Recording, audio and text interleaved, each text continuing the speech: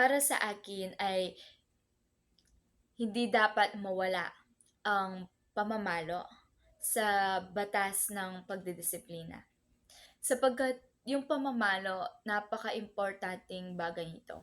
Hindi hindi sa bagay na makakasakit ka ng bata o makakasakit ka ng kapwa-tao mo, kundi napaka-importante nito para maitatak sa mga bata na ang mga maling ginagawa nila ay may katumbas na consequences at ito yung pamamalo.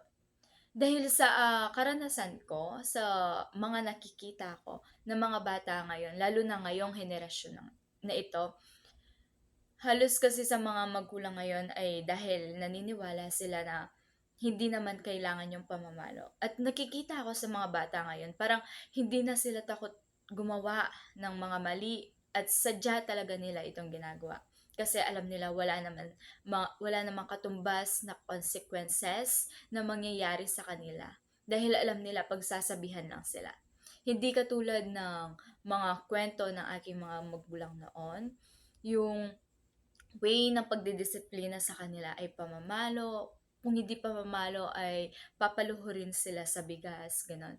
At sa pamamagitan na yon, mas lalo silang nagiging disiplinado at mas aware sila sa mga ginagawa nila at iniisip nila ng maayos kung tama ba ang ginagawa nila o hindi. Kasi, sa panahon na ngayon, hindi dapat natin bini ang mga bata.